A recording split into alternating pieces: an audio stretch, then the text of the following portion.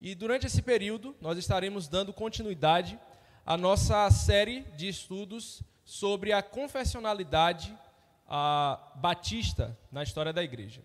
Então, hoje nós vamos dar continuidade falando do concílio seguinte, que foi o concílio de Calcedônia.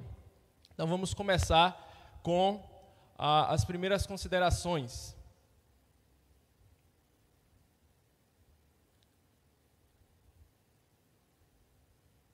Então, nas últimas aulas, aqui eu tenho trazido sempre um quadro para que os irmãos possam se recordar, tenho colocado as datas, porque todas essas datas, irmãos, estão as gravações das EBDs anteriores.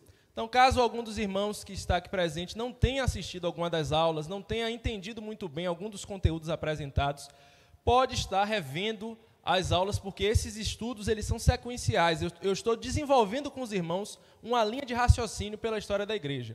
Então, o primeiro estudo aconteceu no dia 29 de agosto, nós falamos sobre a plenitude dos tempos. No dia 12 de setembro, falamos sobre os concílios gerais e a história do desenvolvimento do catolicismo romano. No dia 14 de novembro, vimos o primeiro credo, que é o credo apostólico. No dia 21 de novembro, vimos o credo de Nicéia. E hoje estaremos vendo a primeira parte do estudo sobre o credo de Calcedônia. Pode passar.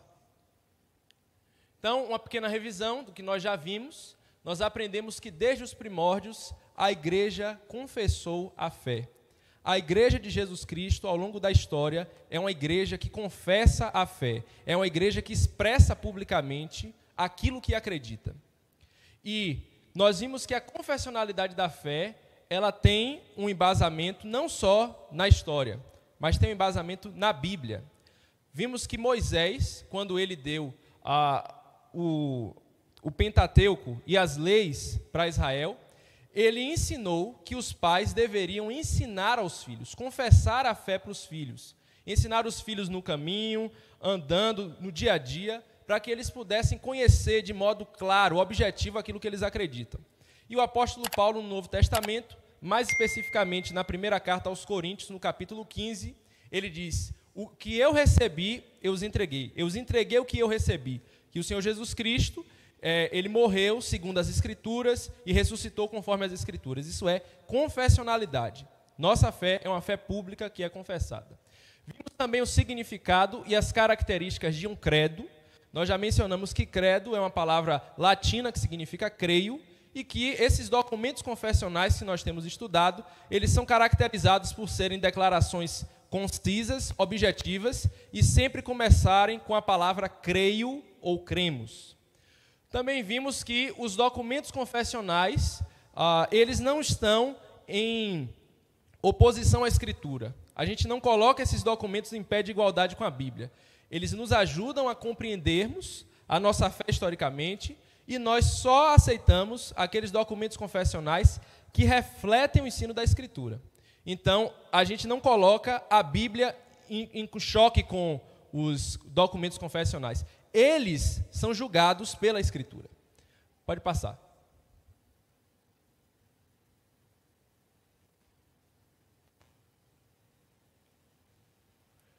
Nós apresentamos essa imagem aqui na última escola bíblica, e mostramos essa visão de que os credos e as confissões de fé servem como uma espécie de barreiras, para que durante o percurso, nós, enquanto igreja, não nos desviemos por caminhos fora da palavra de Deus.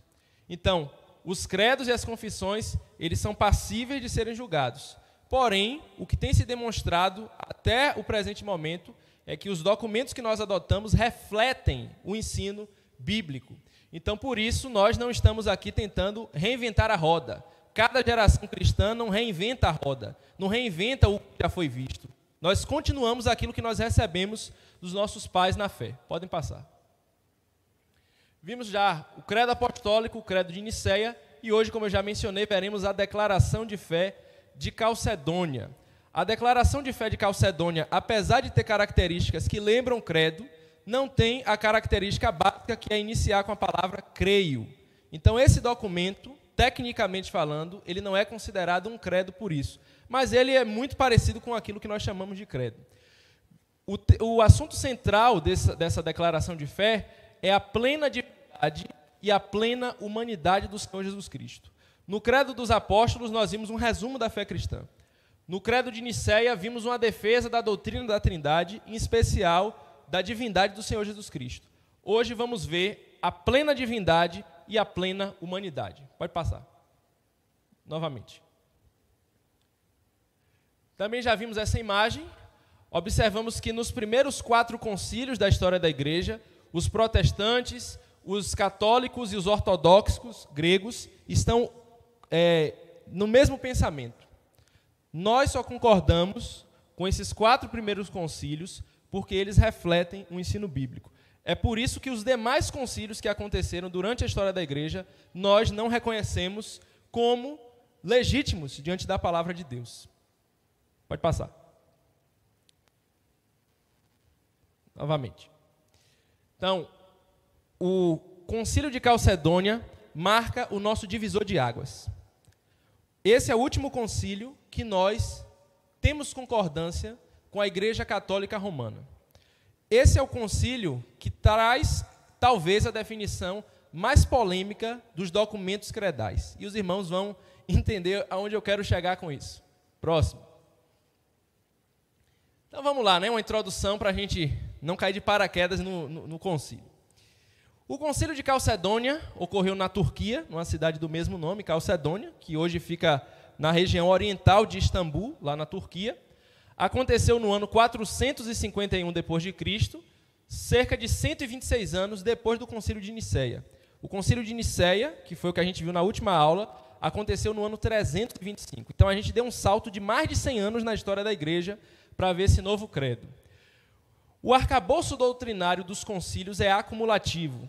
Aquilo que foi dito anteriormente está sendo acumulado. É como aquele professor da escola, que ele ensina um assunto e ele vai desenvolvendo o raciocínio. Você tem que pegar aquilo que já foi dito anteriormente, certo?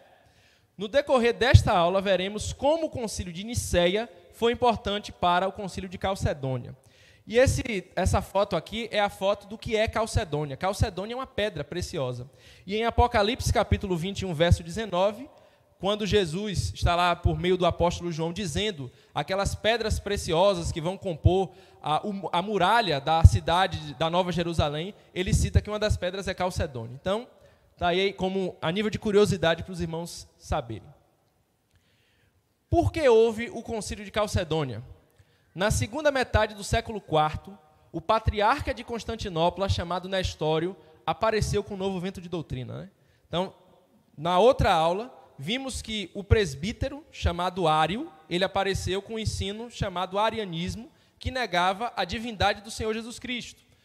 Nestório, ele enfatizava a desunião das duas naturezas de Jesus Cristo.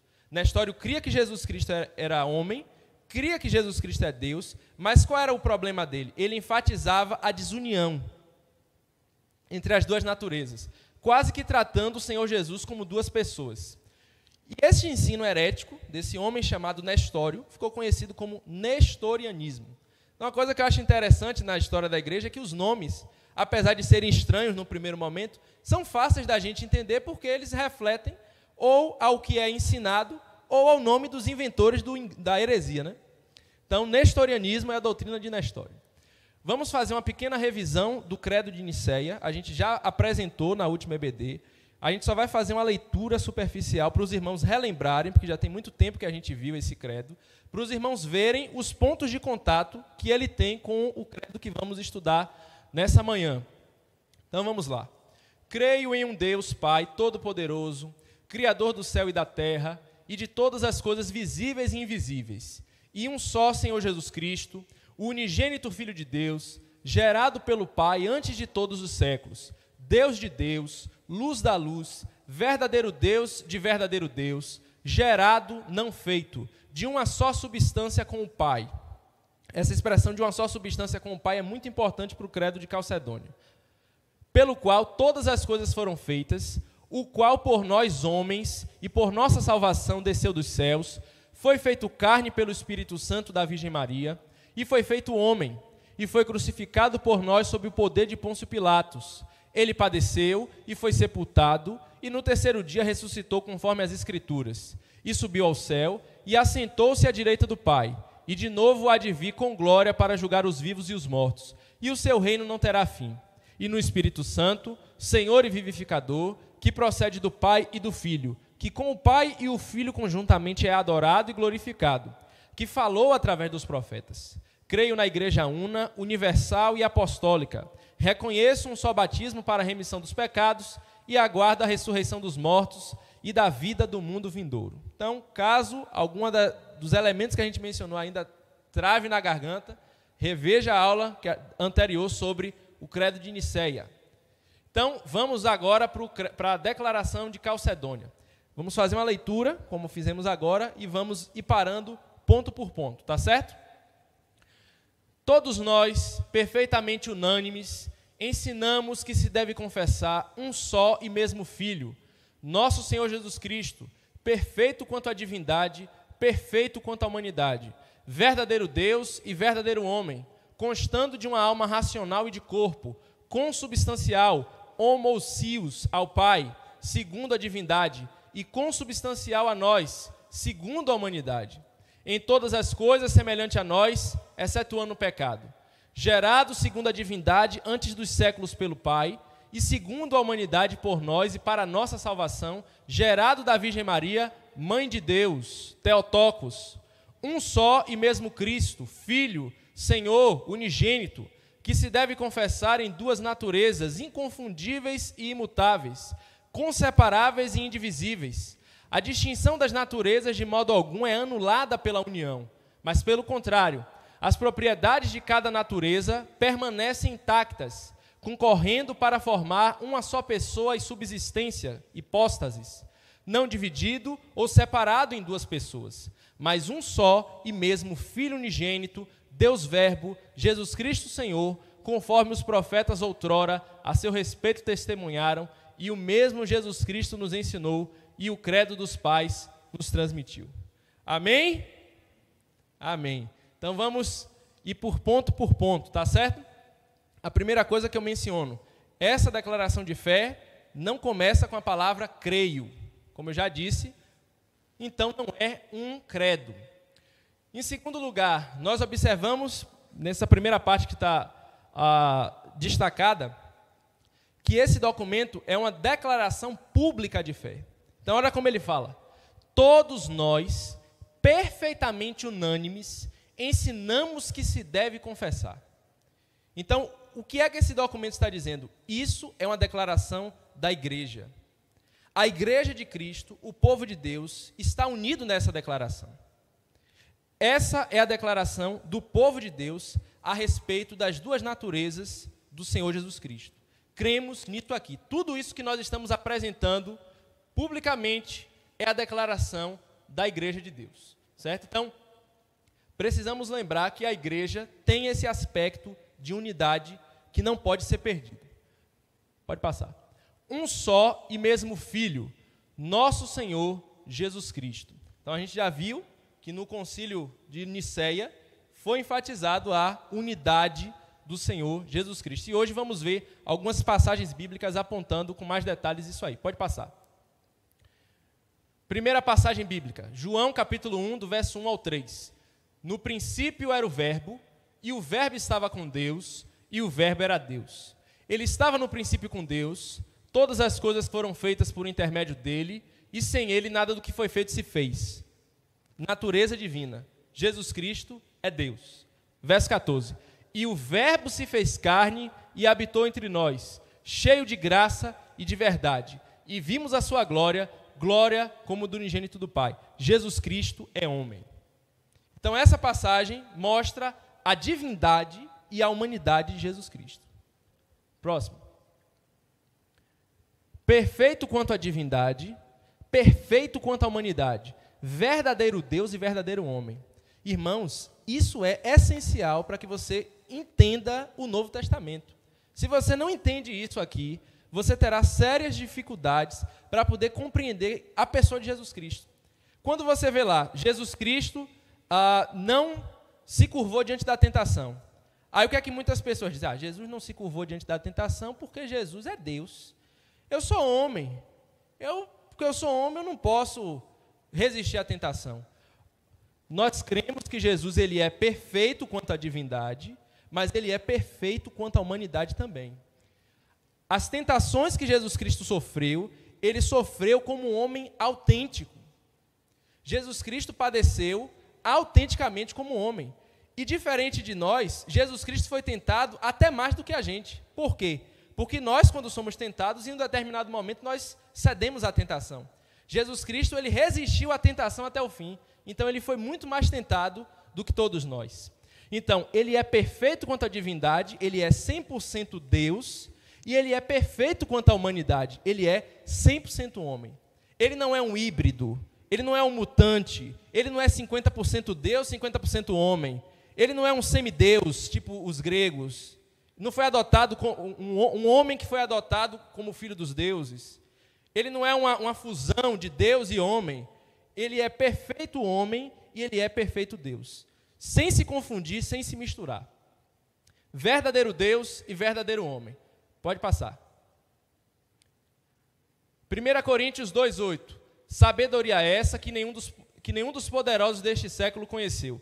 Porque se a tivessem conhecido, jamais teriam crucificado o Senhor da glória. Você pode crucificar Deus? Não, você só crucifica quem é homem. Mas quem foi crucificado não era apenas homem. É o Senhor da glória, Deus. Ele é 100% homem e ele é 100% Deus. Gálatas 4,4. Vindo, porém, a plenitude dos tempos, Deus enviou seu Filho, a divindade, nascido de mulher, humanidade, nascido sob a lei. Próximo slide. Constando de alma racional e de corpo. Eu tenho mencionado com os irmãos que naqueles primeiros séculos as pessoas negavam, faziam um dualismo entre o material e o espiritual. Aquilo que é material era considerado mal e aquilo que é espiritual é considerado bom. Então isso era influência do platonismo. Mas vemos que Jesus Cristo, ele de fato era plenamente homem. Próximo. 1 João 1, do verso 1 ao 2. O que era desde o princípio, o que temos ouvido, o que temos visto com os nossos próprios olhos, o que contemplamos e as nossas mãos apalparam. João não fala isso, esses detalhes, não enfatiza esses elementos dos sentidos em vão. Ele está dizendo, Jesus não é um fantasma. Jesus realmente é homem. Vimos, contemplamos, tocamos, sentimos, tivemos experiências sensoriais com ele, com respeito ao verbo da vida, e a vida se manifestou, e nós a temos visto, e dela damos testemunho, e vula anunciamos a vida eterna, a qual estava com o Pai, e nos foi manifestada. Plenamente homem e plenamente Deus, sem se confundir, sem se misturar ao mesmo tempo. Consubstancial ao Pai, segundo a divindade, e consubstancial a nós, segundo a humanidade. Nesse momento, irmãos, a gente vai trazer alguns conceitos básicos de filosofia, porque o pensamento cristão dos primeiros séculos, ele foi desenvolvido dentro desse contexto greco-romano. Então, alguns elementos que vão ser mencionados aqui vão ter paralelos com a filosofia. Então, quando a gente vê ali consubstancial, significa que Jesus Cristo, ele tem a mesma substância, a mesma essência, a mesma natureza do Pai, segundo a divindade. Ele é Deus como o Pai é Deus, é isso que significa ser consubstancial ao Pai, e ele é consubstancial a nós segundo a humanidade. Ele é homem como nós somos homens, como nós somos seres humanos. E a palavra que é utilizada no grego é aquela palavra homousios. A palavra, o sufixo, né, ousios, era uma palavra grega, que era a palavra ousia, que significa justamente isso, substância, essência.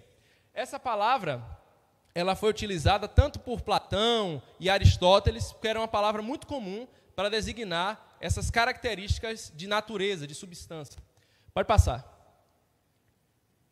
Então, vemos lá, Filipenses capítulo 2, do verso 6 ao 7, ao que Paulo diz: pois ele, Jesus Cristo, subsistindo em forma de Deus, não julgou como usurpação ser igual a Deus, antes a si mesmo se esvaziou, assumindo a forma de servo, tornando-se em semelhança dos homens, e reconhecido em figura humana. A palavra que eu destaco inicialmente é a palavra subsistindo. Essa palavra significa que Jesus Cristo, ele permanecendo, ele mantendo aquele estado, né, em forma de Deus, ele subsistindo em forma de Deus, não julgou como usurpação ser igual a Deus. Se você conversar com um testemunho de Jeová, provavelmente ele vai dizer, Jesus ele não é Deus, ele tem forma de Deus, parece Deus, mas não é isso que a palavra grega forma, que foi traduzida como forma, significa. Até porque se a gente dizer que forma ali significa isso, quando ele fala se esvaziou assumindo a forma de servo, a gente estaria dizendo, ele não foi um servo, ele tinha forma de servo. Ou seja, ele não foi homem, ele só pareceu ser homem. Então você nega a divindade de Cristo com esse texto e nega a humanidade também. Então é uma loucura, né? Então, ele se esvaziou. Olha como a matemática de Deus é diferente da nossa. Como que ele se esvaziou? Quando a gente pensa em esvaziamento, a gente pensa em subtração, né? Mas na Bíblia ele se esvaziou assumindo a forma de servo. Como foi o esvaziamento de Cristo? Acrescentando a si a natureza humana, assumindo a humanidade. Em diversos momentos, durante esses estudos, eu tenho usado essa expressão. Assumiu a humanidade. Jesus assumiu a humanidade. Eu falo isso até em oração às vezes. Por quê? Isso é um termo teológico, é técnico. Jesus ele se tornou verdadeiro homem. E nós devemos confessar essa doutrina porque é bíblica. A palavra que foi traduzida como forma é a palavra morfê, aquela palavra ali no meio ali. Platão, ele foi autor da teoria das ideias, a teoria das formas. Certamente você já ouviu falar do mundo das ideias de Platão, né? Então, no mundo das ideias, quando Platão traz essa teoria, ele entende o seguinte, que existe o mundo dos sentidos, que é esse mundo, é o mundo que nós podemos ver, tocar, contemplar, conhecer sensorialmente, e existe o que ele chama de mundo das ideias, ou mundo das formas. E o que seria o mundo das ideias ou o mundo das formas? É tudo aquilo que é abstrato, a beleza, o amor, a verdade, a bondade. Você não pode tocar em algo chamado beleza. A beleza não é uma coisa material. É imaterial. Existe no mundo das ideias. Cadeira, por exemplo. A cadeira, toda cadeira não é igual a essa. Tem cadeira de madeira, de plástico. Mas o conceito de cadeira existe no mundo das ideias. E no mundo dos sentidos, existem a cadeira como a gente conhece aqui. Né? Existe cadeira acolchoada, cadeira de madeira, cadeira de plástico, e todas cumprem o seu papel de ser cadeira. Né? Então, quando Platão está falando de forma, e Paulo está também pegando esse conceito, usando essa palavra morfê, ele está dizendo, ele permanecendo divino, ele tendo a essência divina, ele assumiu a essência humana. Certo? E aqui é a foto do filósofo grego. Pode passar. Colossenses capítulo 2, verso 9. Porquanto nele, Jesus Cristo, habita corporalmente toda a plenitude da divindade. O que é que Paulo está dizendo? Jesus Cristo, no corpo físico, humano de Jesus Cristo, habita plenamente a plenitude da divindade. Jesus Cristo, um homem finito, um corpo físico limitado, abarca em si o infinito. Olha que coisa extraordinária para a gente compreender, né? Você entender que o infinito, o Deus que fez o céu e a terra, e que o universo não pode contê-lo, ele se conteve dentro de um corpo humano finito, ilimitado e frágil. É isso que Paulo está dizendo. Consubstancial a nós, corporalmente, consubstancial ao Pai, divindade. Esse é o mistério da encarnação do Senhor Jesus Cristo. Vai passar. Pode passar de novo? Pronto, ok. O X da questão entre o concílio de Nicéia, que a gente já mencionou, e o concílio de Calcedônia. A grande discussão, meus irmãos, está em uma única letra. No concílio de Nicéia, Ário, o defensor do arianismo, ele trouxe um conceito que a gente só vai expandir hoje aqui, né? Ele disse que Jesus Cristo, ele era homoiousios, ou seja, Jesus Cristo tinha uma substância similar ao Pai e tem uma substância similar a nós. O que é que Ário estava dizendo? Jesus não era Deus. Ele parece Deus. Ele tem uma natureza que lembra a natureza divina. Mas ele não é Deus de fato. E como é que os ortodoxos se posicionaram? A igreja se posicionou? Não. Ele é da mesma substância. Ele é consubstancial ao Pai. Então você vê que apenas uma letra muda tudo, né? É uma coisa impressionante, né? Pode passar. Definição teológica, irmãos, é igual a matemática. Uma vírgula no lugar errado pode anular completamente a questão, né? Então, é muito importante precisão, exatidão naquilo que a gente fala, doutrinariamente. Próximo. E aqui, no espírito natalino, né? Vocês certamente já ouviram falar que Papai Noel surgiu, a lenda do Papai Noel, baseado na história de um bispo católico chamado Nicolau, né? Ficou conhecido como São Nicolau, né? E esse homem, que ficou conhecido por ser um homem muito generoso, que gostava de ajudar os pobres, pessoas carentes, ele estava presente no Concílio de Nicéia também. E quando ele ouviu as declarações de Ário, os ensinos heréticos daquele homem, ele se enfureceu tanto, ele ficou tão revoltado, que ele se levantou, foi até Ário, o confrontou fisicamente e deu um tapa na cara de Ário. Isso foi algo, irmãos, que marcou o Concílio de Nicéia. Foi algo escandaloso na época, né? Então aqui tem essa foto representando essa situação. Claro que os irmãos que estavam lá presentes, a maioria não concordou com a atitude, entenderam que ele passou do limite, tomando essa atitude de levantar e dar um tapa na cara do Ário. Quando ele fez isso, ele foi punido, ele foi disciplinado, ele foi preso, porque naquele momento a igreja já era a religião oficial do império. Então ele foi preso, ele perdeu temporariamente a possibilidade de exercer o ministério. Pode passar, mais uma vez. E pegaram dele o pálio, né, o carro, pálio é aquele negócio ali que parece aquele negócio branco que os padres utilizam, né? Então, aquilo simboliza autoridade. Ele perdeu a autoridade e ele perdeu a cópia que ele tinha dos evangelhos. Depois que ele reassumiu as prerrogativas dele, né? Pode passar.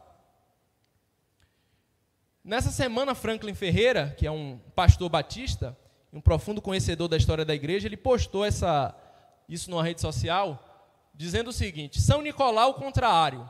A lendária disputa entre Ário e São Nicolau de Mira é baseada na pequena diferença na grafia de palavras gregas homoiousios, que a gente já mencionou, que significa substância semelhante, e homousios, que significa a mesma substância. Ário argumentou que Cristo foi criado pelo Pai, tornando-o subordinado e não coeterno com o Pai. No primeiro concílio de Nicéia, em 325 d.C., os líderes da igreja solidificaram a posição bíblica de que Cristo é homousios, mesma substância, e, portanto, coeterno com o Pai. Como a lenda afirma, foi neste mesmo concílio que São Nicolau perdeu a paciência e deu um tapa no rosto de Ário. Em conclusão, Ário foi condenado como herege e São Nicolau foi colocado sob disciplina da igreja. Irmãos, vemos aqui um homem que, pelo que a história registra, era um homem muito carinhoso, muito amoroso, muito dedicado, que tinha um coração muito grande pelas pessoas. E normalmente as pessoas que são todo coração, normalmente são fracas na razão, né?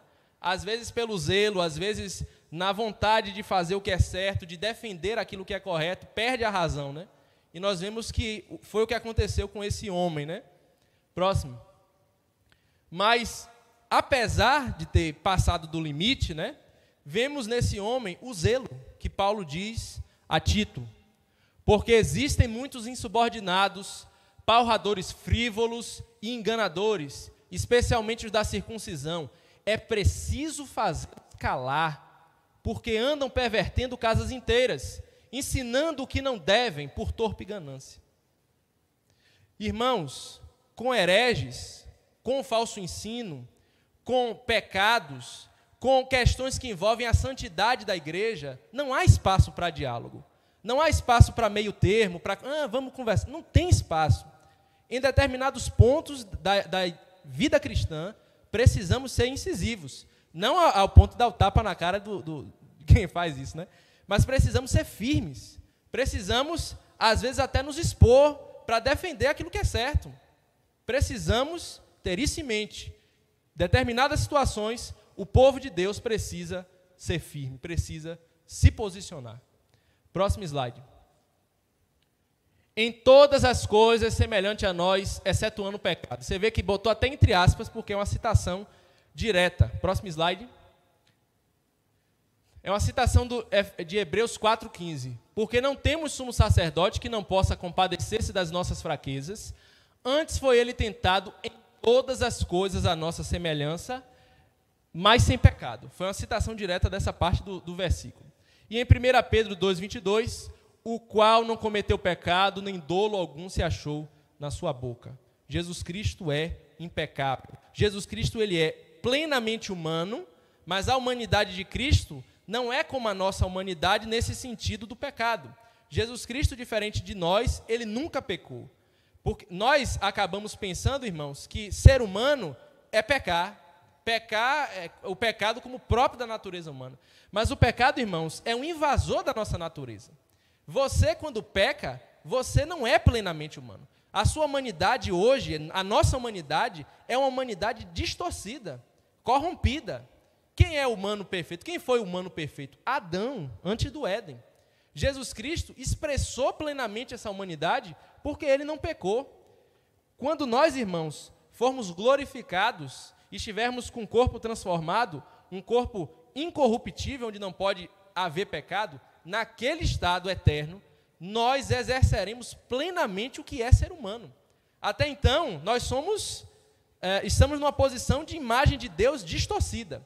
Continuamos sendo imagem de Deus, mas somos uma imagem de Deus distorcida. Pode passar. Gerado segundo a divindade, antes dos séculos pelo Pai. A gente até já mencionou isso no Credo de Nicéia. Pode passar. Usamos até esse mesmo versículo. Todo aquele que crê que Jesus é o Cristo é nascido de Deus, e todo aquele que ama ao que o gerou, também ama ao que dele é nascido. Então a gente não vai parar muito tempo aqui. E segundo a humanidade, por nós e para a nossa salvação, gerado da Virgem Maria, Mãe de Deus. Essa é a parte mais polêmica dessa declaração de fé. Eu vou até parar um pouquinho aqui para beber uma água antes da gente continuar.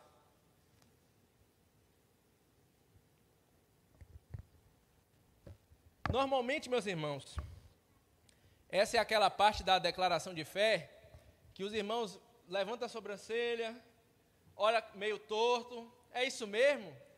Eu até no início que a gente fez a leitura, eu falei um amém, aí todo mundo falou amém, eu pensei que a minoria fala amém por conta dessa declaração aqui mesmo, né?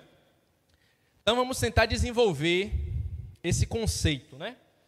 Então, segundo a humanidade, por nós e para a nossa salvação. Gerado da Virgem Maria, Mãe de Deus. Em primeiro lugar, qual é o objetivo desse credo? Desse credo não, dessa declaração de fé. O objetivo dele é engrandecer Maria, é falar de Maria. O objetivo dele é apresentar a plena humanidade e a plena divindade de Jesus Cristo. Certo? Então, isso é algo básico de interpretação de texto. A gente não está fazendo uma homenagem, glorificando, exaltando Maria. Nós estamos falando daquele que Maria gerou no ventre. Maria é mãe de Deus.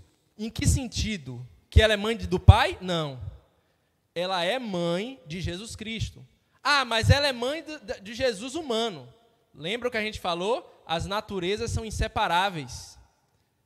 O erro do Nestório, do herege, foi justamente esse erro que você acaba fazendo muitas vezes. Não, é porque é a mãe do Jesus humano. Mas Jesus, ele é só uma pessoa.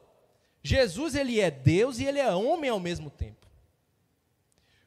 Claro, ela é mãe segundo a humanidade, consubstancial a nós segundo a humanidade, mas Jesus ele é um ser integral, ele é uma pessoa, uma única pessoa. Isso não pode fugir do nosso raciocínio. Pode passar. A cláusula Theotokos significa literalmente Theos, significa Deus, e Tokos significa parto. Então, quando o texto diz que Maria é Theotokos, o texto está dizendo, Maria, ela foi portadora de Deus, ou seja, ela carregou Deus no seu ventre. Maria carregou Deus no ventre. Entende? Então, a ênfase é dizer, Jesus Cristo, que nasceu de uma mulher, que é homem, ele também é Deus. Tá bom? Aqui eu já mencionei. E na história ele entendia justamente aquilo que muitos evangélicos entendem, que defendeu que Maria deveria ser chamada de Cristotokos, mãe de Cristo, ou Antropotokos, mãe de homem. Ao tentar fugir da mariolatria, que é o que muitos evangélicos fazem nesse momento, ele negou a união inseparável das duas naturezas do Senhor Jesus Cristo. Então, às vezes, quando temos contato com essa realidade pela primeira vez, entendemos que existem aspectos da nossa concepção do Senhor Jesus Cristo que são concepções equivocadas, né? Então, apesar de a gente inicialmente pensar errado sobre esse ponto, agora temos a oportunidade de relembrar que Jesus Cristo ele tem duas naturezas inseparáveis e, por isso, aquela mulher que carregou Jesus Cristo, que é mãe de Jesus Cristo, ela é mãe de Deus, porque Jesus Cristo é Deus. Pode passar. Vimos desde a primeira aula, aqui eu já mencionei, que a ênfase dos credos estudados está na pessoa de Jesus e não de Maria. Dizer que Maria é Theotokos significa que o ente que ela carregou no ventre é divino. Este é o ensino bíblico. Vamos lá. Primeira passagem, Isaías 7,14. Portanto, o Senhor mesmo vos dará o sinal. Eis que a virgem conceberá e dará à luz um filho, e lhe chamará Emanuel.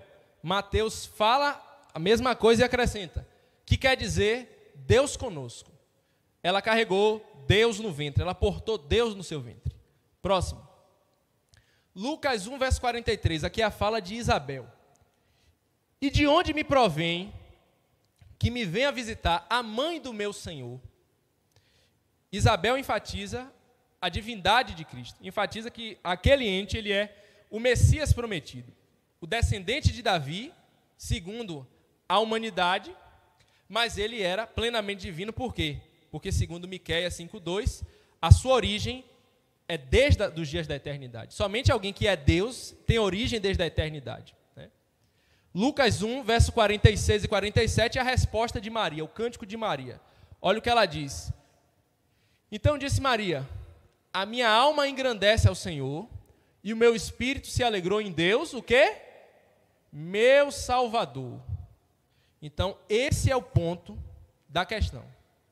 A Bíblia reconhece que Jesus é Deus, nós podemos dizer que Maria é mãe de Deus nesse sentido, mas isso não torna Maria em uma posição acima dos outros pecadores. Em um certo sentido, ela tem uma honra, porque ela teve essa honra de ser mãe de Deus, de Cristo, né? Mas ela precisou de um Salvador. Maria era pecadora, Maria era filha de Adão, assim como nós somos filhos de Adão. Maria precisou da graça do Salvador que ela carregou no seu ventre. Jesus Cristo também era Salvador dela, assim como é nosso Salvador. E isso é completamente, irmãos, contrário ao pensamento católico romano. Certamente vocês já ouviram falar da doutrina católica da Imaculada Conceição, ou Imaculada Concepção. Então, de acordo com o ensino católico, os pais de Maria, se eu não me engano, Joaquim e Ana, eles tiveram Maria de um modo sobrenatural, de tal forma que Maria é intocada pelo pecado. Então, qual é o raciocínio dele? Para Maria gerar um ser impecável, ela tinha que nascer também impecável. Só que eles não entendem a lógica que se eles trazerem esse ensino, que além de não ter base bíblica, não tem lógica. Se Maria, para ser mãe de Jesus, tinha que ser impecável para Jesus ser perfeito, ela teria que ter uma genealogia que remetesse até o primeiro ser criado, que fosse impecável. Entende? Porque se ela era impecável, para Jesus ser impecável, os pais dos pais dela tinham que ser também para que ela fosse. E os pais dos pais também tinham que ser para que eles fossem. E aí você ia até alguém paralelo a Adão, né? Não tem base bíblica, não tem base em nada nisso aí. Ok, então nós vimos a base bíblica para mostrar que Jesus Cristo é plenamente Deus e plenamente homem, e que, portanto, Maria ela pode ser chamada mãe de Deus por conta disso. Além da base bíblica, nós vimos a base histórica. Vamos ver agora a base histórica. Os pais da igreja, do século 3 e 4, reconheceram Maria como Theotokos. Nós temos nomes como Orígenes, Atanásio, Gregório de Nazianzo, João Crisóstomo, Agostinho de Hipona. Eu estou mencionando, irmãos, esses homens porque são pessoas que viveram naquele período, que entenderam a discussão e que podem ser uma testemunha daquilo que foi definido no concílio. Não foram apenas esses homens durante a história da igreja que defenderam esses pontos. Homens que viveram depois, como Lutero, Calvino, também. Mas o ponto que nós estamos discutindo aqui não é esse. É as pessoas que viveram mais ou menos entre o século 3 e 4, que nós conhecemos, que têm boa procedência e que entenderam da mesma forma. É claro, irmãos, que esses irmãos não são perfeitos, impecáveis. Existem elementos na doutrina desses homens de Deus que são equivocados, né? Se você ler os livros de Agostinho de Hipona, que influenciou visceralmente o pensamento de Lutero e Calvino, Agostinho ele tinha um pensamento muito desequilibrado sobre Maria, ao ponto de idolatrá-la. Então, a gente não vai concordar com ele por isso, porque ele falou isso, né? Próximo. Então, aqui, irmãos, essa foto foi tirada em uma igreja daqui da nossa cidade. E eu quero que os irmãos tentem perceber as implicações daquilo que nós temos discutido aqui, tá certo? A gente levantou no final essa última cláusula, a cláusula Theotokos, e isso não é para o mundo das ideias, não fica no mundo da teoria, isso tem implicações práticas, certo? A igreja de Roma perverteu este ensino. A partir do quinto concílio, que é o que nós não concordamos, começou a acrescentar coisas estranhas, que a gente já mencionou na aula dos concílios gerais, que levou ao que nós conhecemos como catolicismo romano. E no catolicismo romano, existe muito simbolismo. Aquelas imagens que aparecem na frente têm um significado.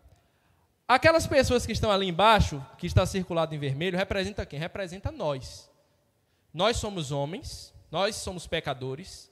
E observe que Jesus está lá em cima, na cruz. Jesus é alguém tão divino, tão santo, que nós não podemos nos achegar a Ele diretamente. Nós não podemos ter comunhão com Ele, porque Ele é santo demais e nós somos muito pecadores. Então, no pensamento católico, precisa de alguém que faça a ponte. Certamente vocês já viram aquela frase de fundo de caminhão: pede para a mãe que o filho atende. Então, no pensamento católico, Jesus é tão santo que ele é inacessível. Então, eu não posso falar diretamente com ele. Eu tenho que falar com alguém que é mais próximo de nós para poder ele nos ouvir, ele nos atender. Então, irmãos, esse é um ensino totalmente deturpado, biblicamente falando, da cláusula Theotokos. Não é isso que os pais da igreja apresentaram no concílio de Calcedônia. Não é isso que nós estamos defendendo aqui quando nós mencionamos Maria como mãe de Deus. Nós estamos dizendo unicamente, Maria é mãe de Deus porque Jesus Cristo é Deus. Ponto. Próximo. Nós vamos continuar na próxima semana. Os irmãos viram que o concílio de Calcedônia ainda tem a outra metade que a gente não apresentou. Eu preferi que a gente fosse bem devagar, destrinchasse com mais calma para a gente poder entender sem ter dúvida disso aqui.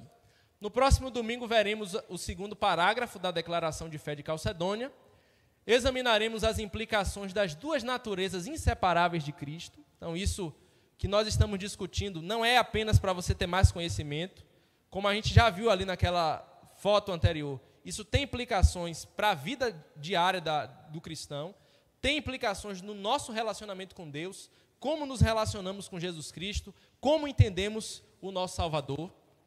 E conheceremos as principais heresias que surgiram nos primeiros séculos, atacando esta verdade bíblica. E uma coisa é certa, heresia nova não existe, só troca de roupa. Se você liga os canais de televisão, você vê uma série de aberrações passando na televisão e de programas que são ditos evangélicos. Se você conhece a história da igreja, você sabe, aquilo ali é um ensino herético. Aquilo ali não é novidade. Aquilo ali é uma nova roupagem de uma heresia que já apareceu. Certo? A indicação, o irmão Jarbas, que gosta das indicações dos livros, não está aqui, infelizmente. E aqui eu trouxe 3 indicações, irmãos. A primeira indicação é esse livro da Patrística, publicado pela editora Vida Nova. É um livro que apresenta o desenvolvimento do pensamento dos primeiros cristãos, os pais da igreja, o desenvolvimento doutrinário dos primeiros pais da igreja. Então, o livro é muito interessante para você ler, para você ter contato, o que é que esses homens, que nós temos mencionado aqui, entendiam sobre a doutrina bíblica. O segundo livro, talvez esse aqui é o mais essencial, é o mais importante que nós, evangélicos, precisamos ter contato. O livro Cristo Jesus Homem, do Bruce Ware. Este livro enfatiza a humanidade de Cristo. Nós, evangélicos, precisamos conhecer este aspecto do nosso Salvador. Jesus Cristo é plenamente homem. E o livro que vai no outro oposto é o livro Mais que um Carpinteiro, o livro que a irmã Wanda ama dar de presente, né, irmã? É um livro que ele defende a divindade de Cristo. Então, é aquele livro que geralmente pessoas gostam de dar para ateus, para pessoas que negam que Jesus é Deus. O autor desse livro, inclusive, quando ele começou a pesquisar sobre esse assunto, ele era um agnóstico que queria negar a ressurreição. Ele dizia, a ressurreição é uma mentira, é um engano, e ele estudou vastamente sobre esse assunto. Durante os estudos, ele creu no Senhor Jesus Cristo como Senhor e Salvador, e o resultado foi esse livro, Mais que um Carpinteiro, um best-seller, tem mais de 15 milhões de cópias vendidas, e é um livro muito importante para a gente ter contato, principalmente você que está na faculdade, você que tem alguns embates aí com evolucionistas, com o pensamento naturalista, é muito bom você ter contato com esse material. Tá certo? Muito obrigado, meus irmãos. O intervalo para o culto. Você foi edificado e gostaria de contribuir com o Ministério Mateus Bittencourt Oficial? Para isto, basta mirar a câmera do seu celular no QR Code que está aparecendo na tela. Ou, se preferir, realize um Pix do valor que desejar para a chave Pix. donativos.mateusbittencourt@gmail.com. Inscreva-se no nosso canal do YouTube e siga-nos no Instagram, @Mateus Bittencourt Oficial. Que a graça do Senhor Jesus Cristo esteja com você.